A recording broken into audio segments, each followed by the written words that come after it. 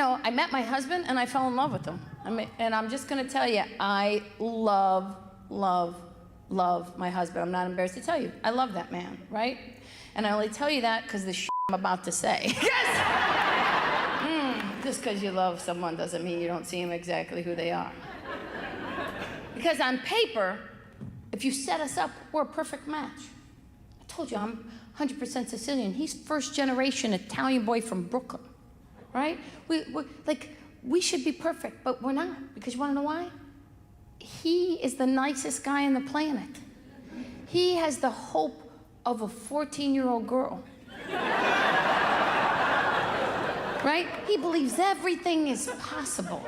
And it is my job as a good wife to crush that spirit. You are never gonna be a 47-year-old American Idol contestant. Get that shit right out of your head. Ridiculous.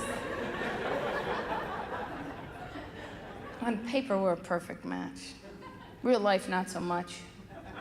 Didn't matter when we were dating that he's messy and I'm clean. Crazy clean, admittedly. I have a problem, I'm OCD. I watch hoarders and clean during commercials. Because I'm afraid a dead goat's gonna fall through the television under 22 years worth of newspapers and I will just burn the house down. That's what I will do.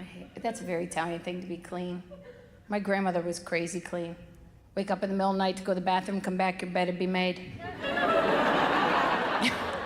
She'd be at you. You messy. You and the caca, so messy. Disgrazia, so mess. It's 2:30 in the morning, woman. I know, you hungry?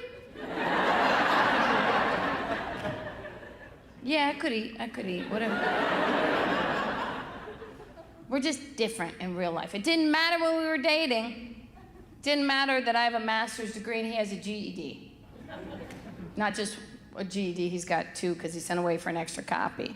Because it's a double major. It only matters now because we have our kid. Our son is 4 years old, right? I want to send him to preschool. My husband goes, what do you want to do that for? For that, right there. How about that?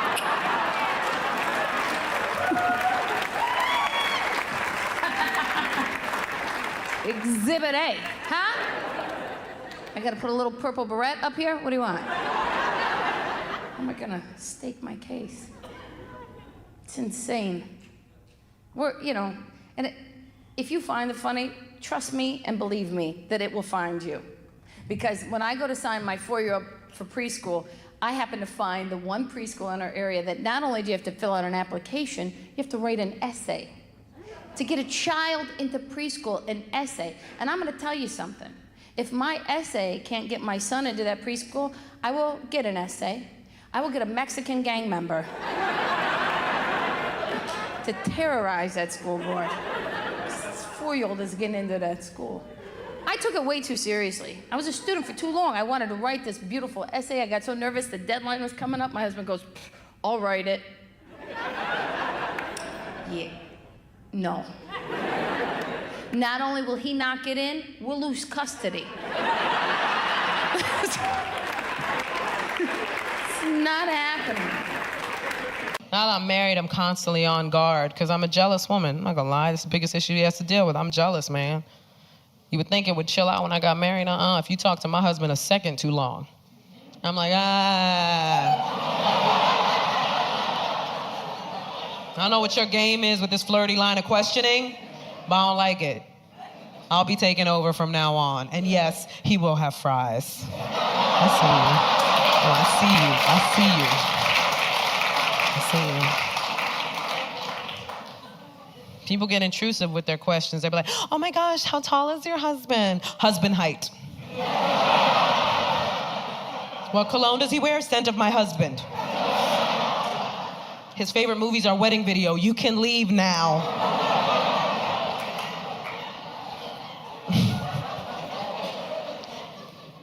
They don't tell you this, but when you get married to somebody, you marry the entire bibliography of their issues. And you marry their family who gave them those issues. Like his mom never made him clean up his clothes as a kid. Guess whose problem that is now? My husband will leave little piles of clothing on the floor as if he was raptured out of our apartment.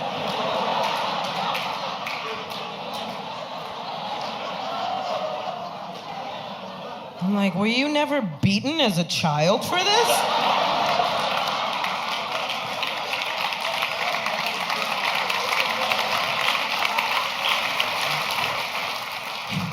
We were clearly raised differently. I noticed one time he had an argument with his mom in front of me, and I was shocked because I didn't realize you could argue with your parents. Like, Latinos live in fear of our parents well into our early hundreds. Right, like, I'm trying to argue. I love life. He saw how shocked I was. He was like, don't worry, I would never talk to you like that. And I was like, I don't suggest it.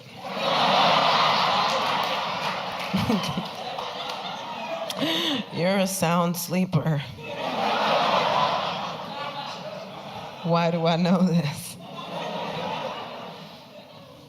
When you get married, you gotta get used to somebody being in your space all the time. Like when I was single, I woke up alone a lot. Now every time I wake up, I'm like, ah! Oh, it's you. It's like 100 times in a row. And maybe you can get a hobby or something. It'll surprise me once in a while. Everybody wants to give you marriage advice when you get married. Some of it's helpful, most of it's trash. Because they don't know how your relationship works. But everybody wants to guide you. One of my girlfriends told me, if your husband acts up, just withhold sex. And I was like, what did I do?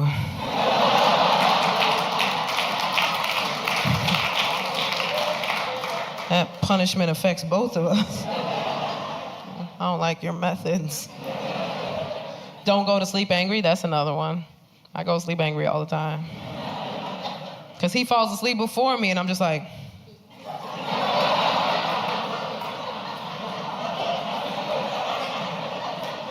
oh, you got nothing to overthink right now? Okay. I had to get used to being responsible to another person too. That was hard, man. When my husband asked me if I paid my credit card bill, I gotta stop myself from being like, none of your business, bro. Because then I remember like, oh yeah, it is his business. And no. I've got to say, the best part about being married to someone so freaking hot, you know, aside from the crippling fear that he will leave me. No, you guys, it's a real thing, and it's a relatively new thing as well. See, we've been together for like 16 years. So when I was 21, we got together, and back... Oh, thanks. You saw him, it's not hard. But when we met 16 years ago, I was like, hey, yeah, baby, yeah, I'll do whatever you want. I might even initiate it. And let's try it in the club restroom, and I might even try it sideways. Alrighty. Now I'm like, oh, I probably won't. No, I haven't got a headache. I just don't want to. Yeah, I know. And I know when we were out with your friends having drinks, and I was like, yeah, when we get home, I'm going to do all this stuff. Now that we're home, definitely won't. No, and I'm not even drunk enough just to lie here and let you do it yourself. I'm sorry.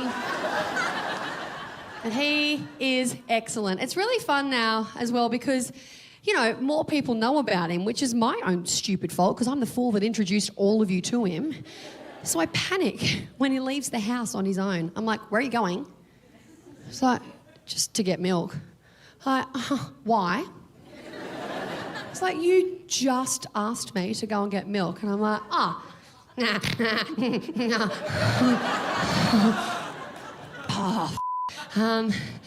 Hey, put a shirt on.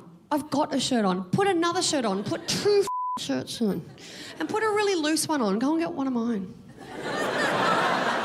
Yeah.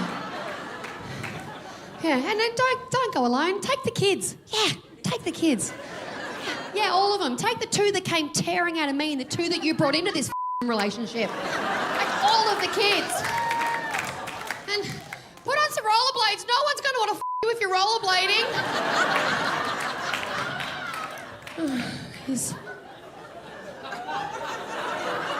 Click, click. Come on, kids. She's lost her mind.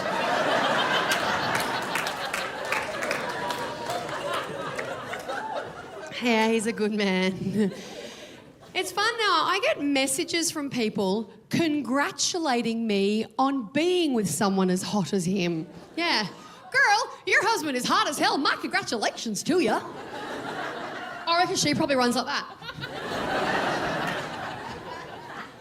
I have a fear. I have a genuine fear. I worry that we are an uneven couple. You know those mismatched couples where you look and go, how the f*** did that happen? I worry. Is this us? Is that me with an Olsen?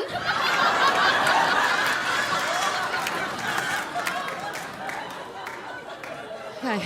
My husband is very smart and very quiet and an introvert and does very well and then married me. And we've been exactly the opposite, but it has worked. He's a big man. He's 6'4". He can kick a door in, and I like that.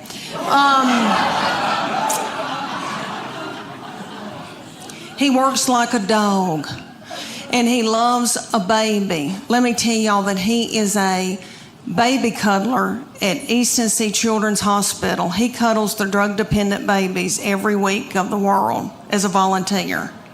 I know, sweet. He didn't help me with mine.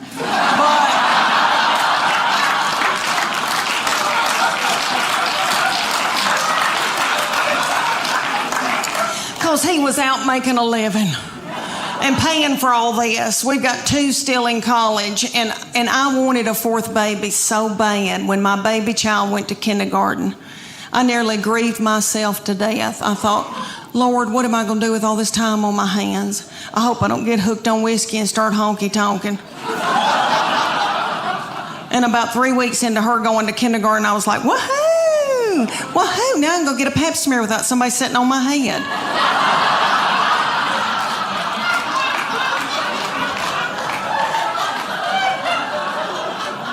But my husband, when I dropped her off, he said, meet me at the IHOP.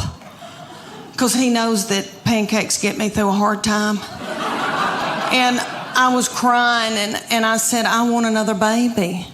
And he said, why don't you get a job?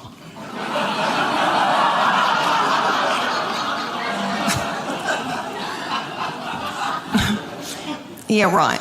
So I said, I want a 4th baby. And he said, y'all are sucking the financial life out of me. So he bought me a dachshund. I had that dachshund for years. She's gone now. But let me tell you, she and I both got thyroid issues.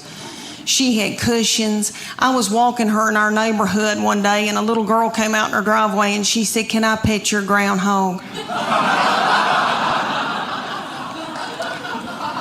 Oh, y'all. So about my husband. All right, so my husband is a big man and is 6'4". I'm 5'8". We breed big kids. And we wanted them to be in sports and when they were growing up, and so we made them do all kinds of mess they didn't want to do. And we put our boy, when he was little bitty, we put him in T-ball. He hated it.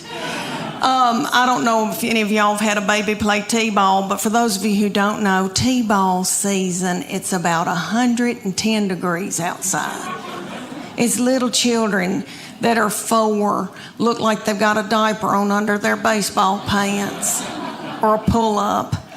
The games last about 3 hours. Nobody ever hits the ball, throws the ball, catches the ball, makes contact with the ball. My baby laid in a fetal position in the outfield the entire season. He never touched a ball. Every once in a while, he'd pop his little head up and say, "Water." One game, it was so hot, and I told the middle one to go out and take her brother a water bottle. She was about 2.5. And she went walking out there with a tutu and a crown and a wand and her pink prostitute shoes from Walmart. She walked about halfway, stopped, got a glazed look over her eyes, pulled her little panties to the side, and pooped in the T-ball field. She really did. So I had to run out there and get a stick and flick it into the woods because I didn't want another child to step in it or think it was a milk dud.